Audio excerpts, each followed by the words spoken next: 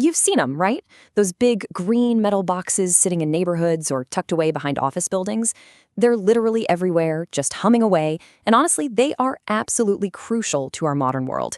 So today, we're going to crack one open, figuratively of course, and demystify one of the true workhorses of our electrical grid, the three-phase transformer. All right, let's get into it.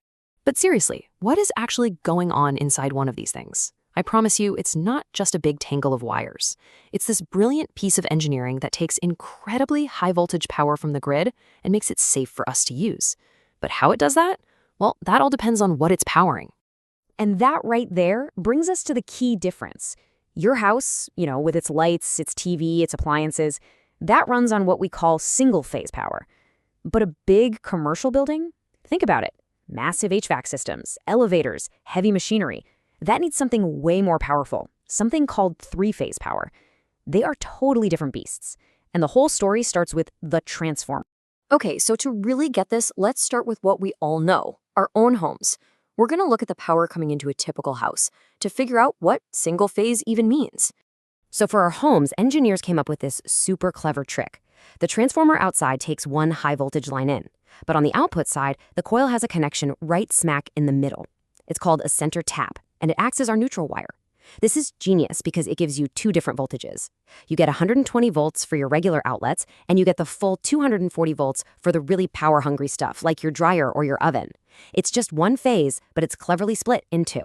But a big office building? That's a whole different ballgame.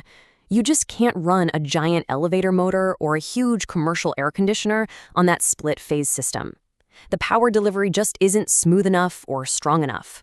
It wouldn't cut it. For that kind of work, you need the constant, heavy-duty muscle that only a three-phase system can deliver. So why do we even have these different types? To get that, we need to zoom way out and look at the entire electrical grid. I mean, how does electricity get from a power plant that could be hundreds of miles away all the way to that little green box down your street? And this quote right here, it just nails the core problem. Pushing electricity through a wire creates friction, or what we call resistance. And that resistance wastes power as heat.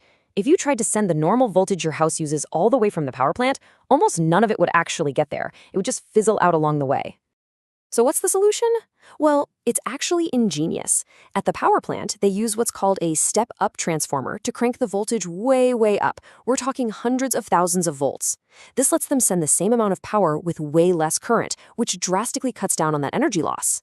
Then, as the power gets closer to us, a series of step-down transformers bring the voltage back down in stages until it's safe. These transformers are the real heroes that make the whole grid work. So what is this incredible device that can change voltage with zero moving parts? How does it even work? Well, let's look at the basic principle. It feels a lot like magic, but I promise it's pure physics. Okay, here's the magic trick. You've got two separate coils of wire wrapped around an iron core. They aren't even touching. When AC current flows through the first coil, it creates this pulsing magnetic field inside the core. And that changing magnetic field then magically induces a totally new voltage in the second coil. It's wild. No physical connection, just a magnetic field doing all the work. And the best part? The way it changes the voltage is beautifully simple.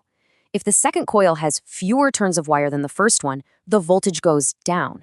That's a step-down transformer. If it has more turns, the voltage goes up. That's a step up. It's all just a simple ratio. And since power is a trade-off, when voltage goes down, the available current goes up, and vice versa. Okay, so that's how one transformer works. A three-phase transformer is basically just three of those all working together. But here's the really critical part. It's all about how they're connected. And that brings us to the two big designs you'll always hear about, Delta and Wye. First up, let's talk about the Wye configuration. You'll also hear it called a Wye connection, spelled W-Y-E.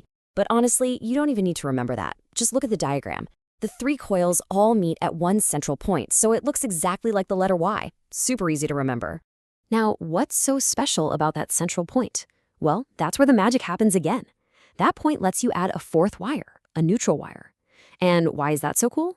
Because it means you get two different voltages from the same system.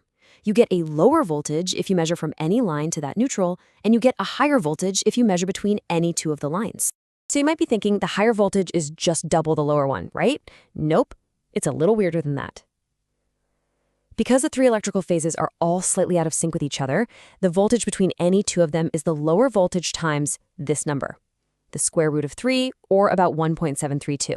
This is the magic number for every engineer who works with these systems. All right, so that was the Wye. The other major player on the team is the Delta configuration, and just like the Wye, the name tells you pretty much everything you need to know. The coils are connected end to end, forming a closed triangle, which looks exactly like the Greek letter delta. Now, the big difference here, notice there's no center point. That means there's no neutral wire. Delta is a pure three-wire system that just gives you one single powerful voltage. It's all about brute force, which makes it perfect for running those huge motors that don't need a separate lower voltage for, plugging in a computer. All right, I know that was a lot of theory, so let's make this real. We're going to look at an actual transformer's nameplate, that metal label on the side, and we're going to decode it together. Let's break this down. Okay, primary voltage, 12,470 volts. That's the high voltage power coming in from the street. And it says its primary configuration is delta. Now look at the secondary, the output. It gives us two voltages, 208Y/120. That means it's a Y configuration, giving us 120 volts from a line to neutral and 208 volts between the lines. And hey, remember our magic number? Check this out. 120 times the square root of 3 is, bam, 208. It all connects perfectly. So what's the simple story this nameplate tells us? This is a classic Delta-Y step-down transformer. It takes that super high voltage in, wired as a delta, and it converts it into a lower, much more useful dual voltage output, wired as a Y. The powerful 208 volts runs the building's big machinery, while the 120 volts takes care of all the regular stuff like the lights and wall outlets.